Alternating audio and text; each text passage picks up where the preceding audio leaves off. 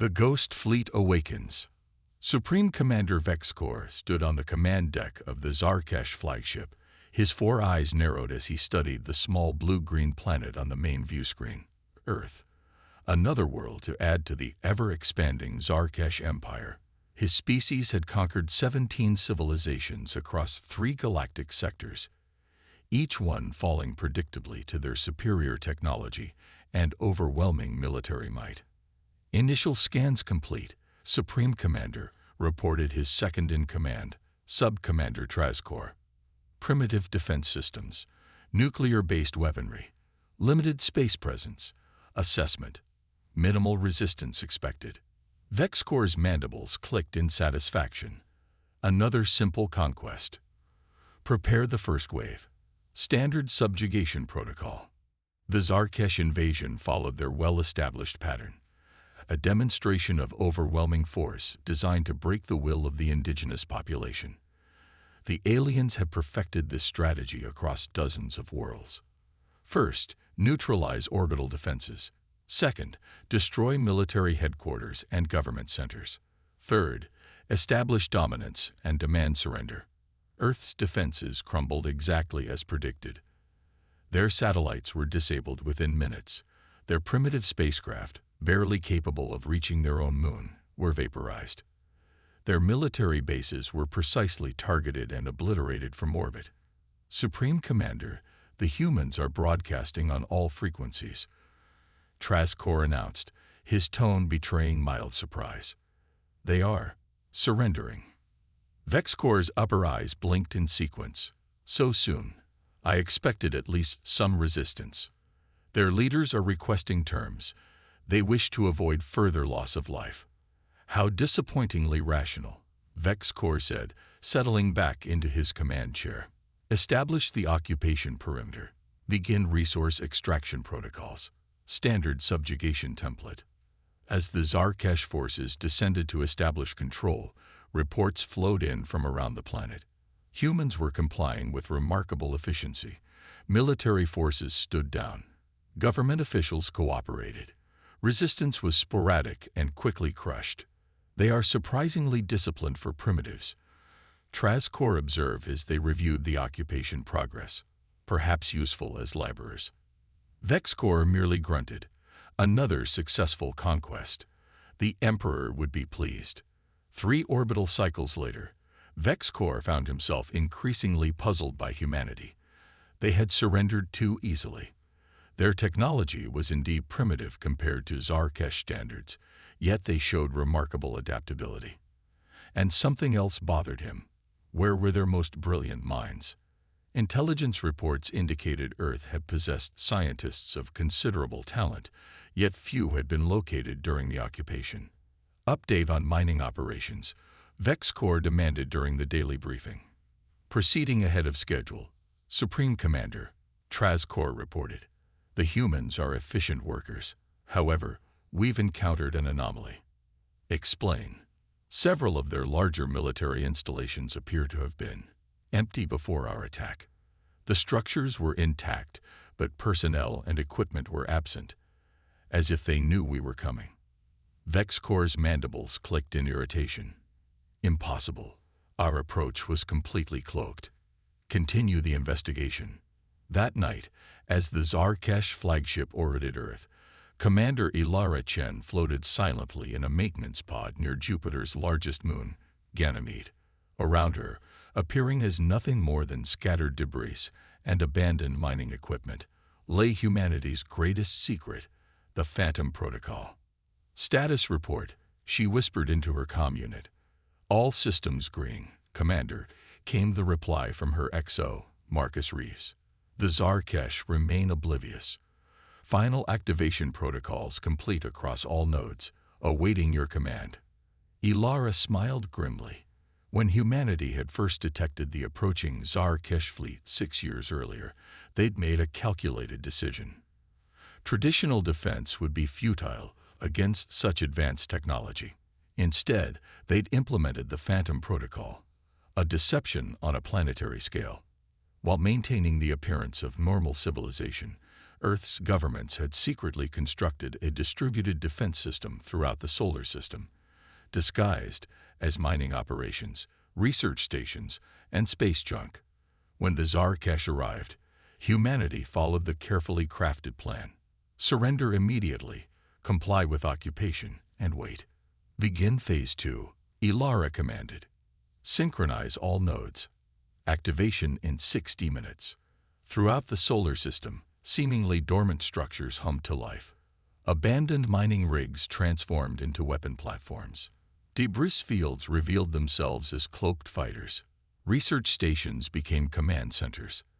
The Ghost Fleet, hidden in plain sight, prepared to strike. On the Zarkesh flagship, an alarm suddenly blared. Supreme Commander. Energy signatures detected near the gas giants. Trazkor shouted, his composure cracking. Thousands of them, appearing out of nowhere. Vexkor leaped to his feet, mandibles flaring. Impossible. Full scan. Battle stations. Before he could issue further orders, the first wave of human attacks hit. Advanced energy weapons, far beyond what the Zarkesh believed humans capable of, sliced through their outer defenses.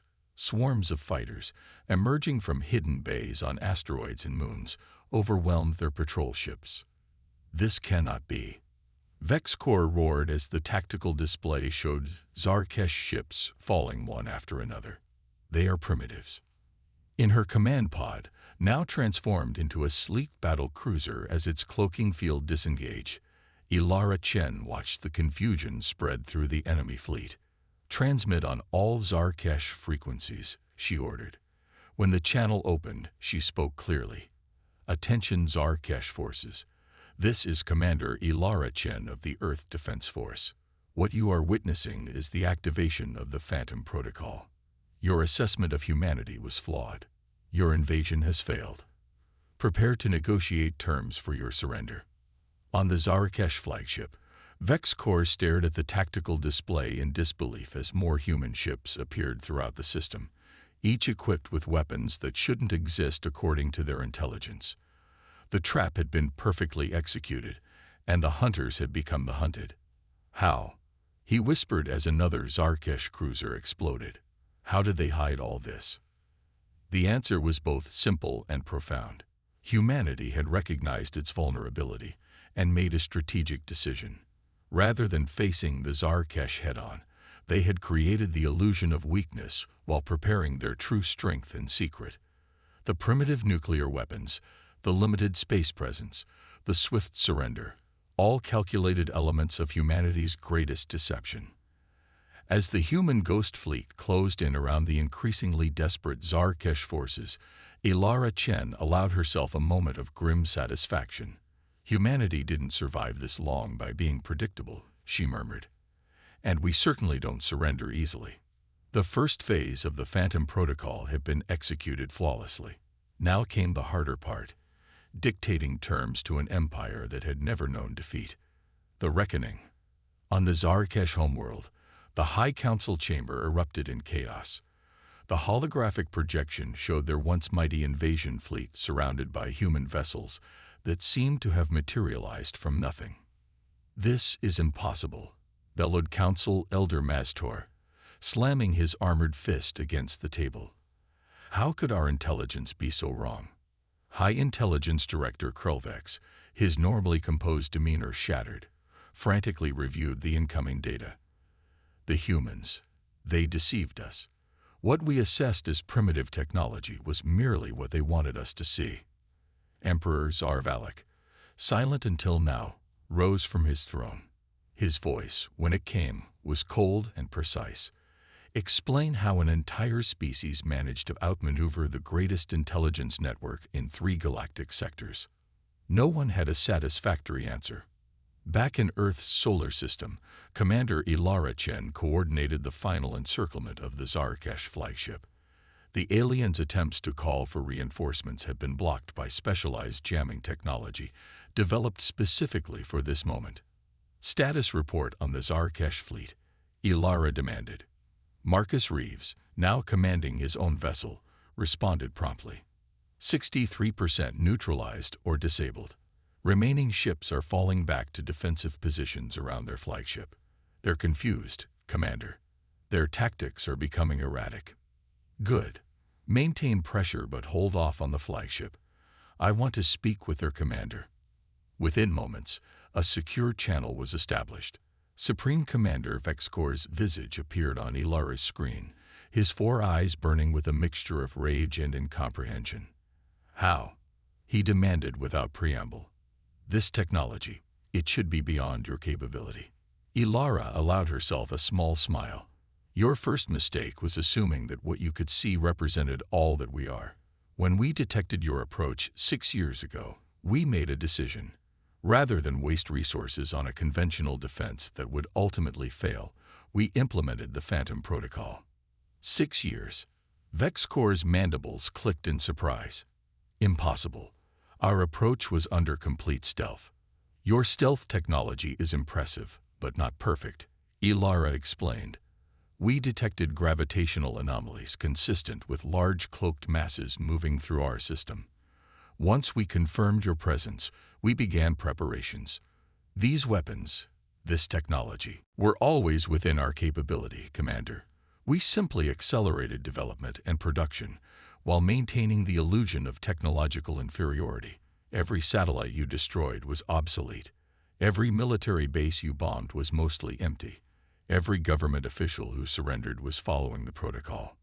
On the Zarkesh flagship, Vexcor struggled to comprehend the scale of the deception. His race had conquered worlds across 3 galactic sectors, always following the same proven strategy.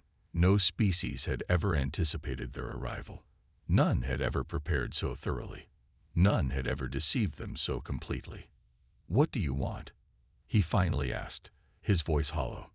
The complete withdrawal of all Zarkesh forces from Earth and its solar system. Recognition of humanity's sovereign territory extending to the Kuiper Belt, and reparations for the damage your invasion caused. The Emperor will never agree to.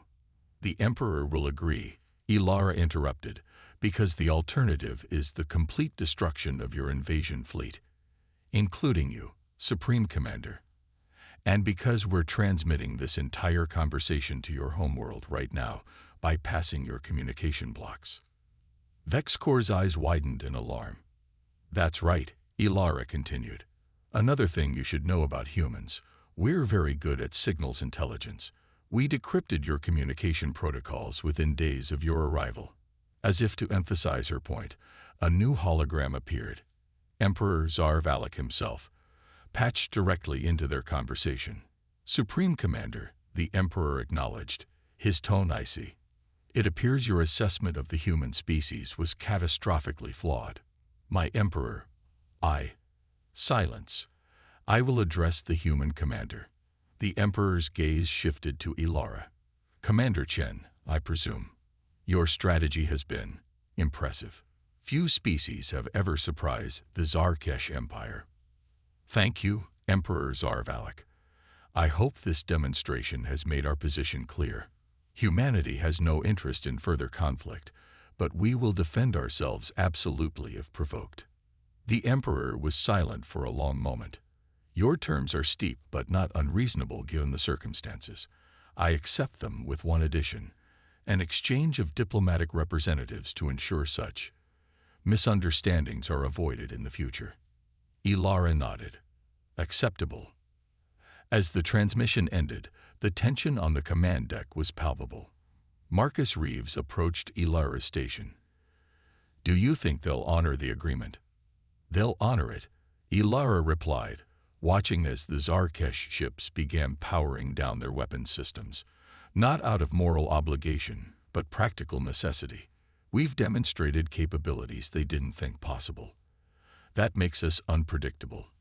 And the Zarkesh hate unpredictability. In the following weeks, the Zarkesh withdrawal proceeded under the watchful eyes of the human ghost fleet. As the last alien ships prepared to depart Earth orbit, Vexcor requested a final meeting with Commander Chen. They met on neutral ground, a space station positioned between Earth and lunar orbit. Vexcor had shed his ceremonial armor, appearing smaller without it. There is one question I must ask before I depart, he said without preamble. "How did your people maintain such discipline? Millions of humans followed your Phantom Protocol without betraying the plan. How is this possible?" Ilara considered her answer carefully. "Because we understood what was at stake. Humanity has spent its entire history divided by geography, ideology, religion.